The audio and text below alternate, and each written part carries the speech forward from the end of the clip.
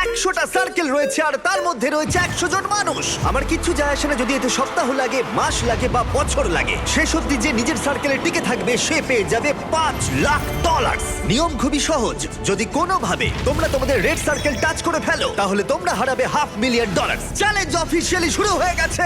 Good luck. ঠিক আমার পেছনেই $5,00,000 রাখা আছে, এবার দেখা যাক কি হয়। এখন থেকে এটাই আমার বাড়ি, কেউ চাইলেও এই সার্কেল থেকে আমাকে বের করতে পারবে না। $5,00,000 এটা পুরোটাই আমার হবে। আমি 27 ঘন্টা ধরে এখানে জার্নি করে এসেছি, তাই আমি অন্তত 27 ঘন্টা এখানে টিকে থাকতে চাই। বিশ্বাস করো এটা দেখে যতটা সহজ মনে হচ্ছে ততটা নয়, কারণ মাত্র 30 মিনিট পেরোবার পরেই এটা হলো। আমরা আমাদের প্রথম এলিমিনেশন পেয়ে গেছি। ও কেউ টাচ করেছে।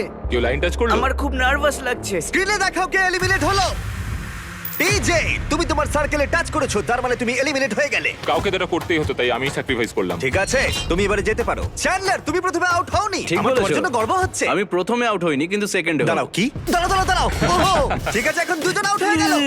তোমরা হয়তো ভাবছো চ্যান্ডলার কেন, এবং এরকমই আরো অনেক চেনা মুখ এখানে রয়েছে। তার কারণ হলো আমার ভিডিওর প্রত্যেক স্টার কম্পিটিটর এখানে কম্পিট করছে মিস্টার বিস্ট ইতিহাসের সবথেকে বড় ক্রসওভারে। এটা প্রত্যেকে আগে মিস্টার বিস্টের ভিডিওতে কম্পিট করেছে, এরা সবাই জানে কিভাবে জিততে হয়, তাই এটা খুব টাফ কম্পিটিশন।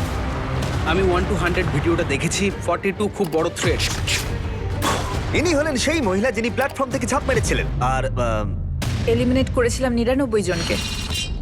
হ্যাঁ, আচ্ছা, এটা কি তোমার ওই ভিডিওর বাড়ির থেকে বড়? হ্যাঁ, এটা আমার আর গ্রিজের ওই বাড়িটার থেকে আচ্ছা। অনেকটাই বড়। ওকেও এখানে পাঠিয়ে দাও। আর এদের প্রত্যেকের জামার পিছনে তারা কত জিতেছে আর কত হেরেছে সেই অ্যামাউন্টে লেখা রয়েছে। তাহলে ল্যানিন হেরেছে $2,00,000, $2,50,000, $1,000,000, একটা $2.5 মিলিয়ন জেট, আর আরো একবার $1 মিলিয়ন কিউবে। আমি জিমির সঙ্গে থাকতে ভালোবাসি কারণ ও আমার ফেলিয়ার গুলোকে মনে করে। আর এর পরে এলিমিনেশনটা আমার ভাবনার থেকেও বেশি সারপ্রাইজিং ছিল।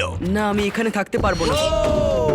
আরে ও তো বেরিয়ে গেল। তুমি বেরিয়ে এলে কেন? তোমার এই জায়গাটা ভালো লাগছিল না? না। ঠিক আছে, এটার জন্য একজন আউট হয়ে গেল। আমাকে আনার জন্য কোনো ধন্যবাদ। ব্যাপার এটা নয়। হতে চলেছে বিগ বুম। এটা একটা লাস্ট টু লিভ ভিডিও, তাই এখানে থাকা প্রত্যেক কন্টেস্ট্যান্টকে তাদের এই ছোট্ট সার্কেলের ভেতরেই ঘুমোতে হবে। কিন্তু জিওর মাথায় অন্য একটা প্ল্যান এসেছিল, আর যদি তোমরা আমার আগের ভিডিও দেখে থাকো তোমরা হয়তো জানবে ও কি করতে চলেছে। আমি এই রকম গেম এর আগেও খেলেছি। ওর জন্য কেউ ভালো করে ঘুমোতে পারছিল না, ওর প্ল্যান কিন্তু কাজ করছিল। আমি এখানে থাকতে পারবো না। গুড লাক গাইস, আমি খুব ক্লান্ত, আমি বাড়ি চললাম। এটা বয়স্কদের গেম নয়, এটা কম বয়সীদের গেম। এটা আমার কাছে কঠিন হবে। আর শুধু এই কারণেই এলিমিনেশন হচ্ছিল তা নয়, আরো 7 জন ঘুমানোর সময় ভুল করে রেড লাইন টাচ করে ফেলেছিল। আর তাদের মধ্যে একজন আর কেউ নয়, আমাদের কার্ল। আমি ঘুম থেকে উঠলাম আর আমার পাটা রেড লাইনে টাচ হয়ে গেল। প্রথম রাত্রির শেষে 14 জন প্লেয়ার $5,00,000 জেতার সুযোগ হারালো। কিন্তু আরো এলিমিনেশন হবে পরের অল টাইম ফেভারিট গেমে। গার্ডস, ব্লকগুলোকে নিয়ে এসো। তুমি আবার এনেছো এটা? ব্লগস এনেছে। যেহেতু তোমরা সবাই অভিজ্ঞ প্লেয়ার, তাই আমি ভাবলাম আমাদের অন্যতম কঠিন গেমটাকে ফিরিয়ে আনা যাক। এই গেমটাতেই আমি বিস্ট গেমে আউট হয়েছিলাম, কিন্তু এবারে আর হবে না সেটা। তোমাদের সবাইকে শুধুমাত্র লাল ব্লকের উপরে বাকি ব্লকগুলোকে সাজাতে হবে। খেয়াল রেখো তোমাদের টাওয়ার যেন পড়ে না যায়। কিছুক্ষণ পরেই আমি আবার ফিরে আমি আসছি। এটা বিস্ট গেমে দেখেছিলাম, এটা খুবই কঠিন। আমি জানি না এটা কিভাবে করব। আমি দেখেছিলাম এই চ্যালেঞ্জে অনেকে এলিমিনেট হয়ে গিয়েছিল। আশা করি আমি হব না, বা হয়তো হয়ে যেতেও পারি। ওয়াইল্ডনেস ভিডিওতে তোমরা একে অপরের এগেইনস্টে ছিলে, এখন কি তোমরা একসাথে কাজ করবে? এখন আমি ওকে বিশ্বাস এর করব। উপর দিয়ে তুমি লাফাতে পারবে? হ্যাঁ। না মানে এটা ধরে যদি তুমি লাফাতে চাও তাহলে তুমি এখান থেকে চলে যাও ভাই। সবার টাওয়ার এখন ঠিকঠাক আছে তো? হ্যাঁ, ঠিক আছে। কন্ট্রোল রুম, 24 ঘন্টা টাইমার শুরু করে দাও। এখন থেকে পরের 24 ঘন্টার মধ্যে কারোর টাওয়ার নিচে পড়ে গেলে সে এলিমিনেট হয়ে যাবে। ও মাই গড। আর এটাকে আরো ইন্টারেস্টিং করতে গার্ডস সবার হাতে ডজ বল দাও।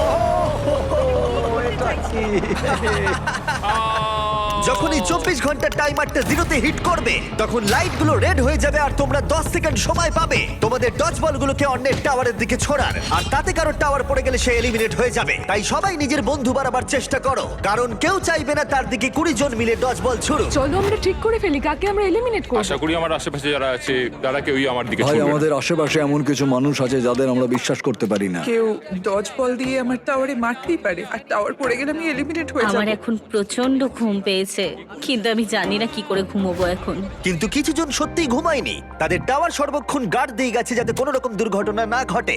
এটা হলো অফিসিয়ালি 3 নম্বর দিন আর আমার একটু ভয় লাগছে। এটা একটা ধৈর্যের গেম, তাই বসে থাকতে হবে, অপেক্ষা করতে হবে। যেহেতু এটা একটা ধৈর্যের খেলা, তাই স্বাভাবিকভাবেই কয়েকজন রেড লাইন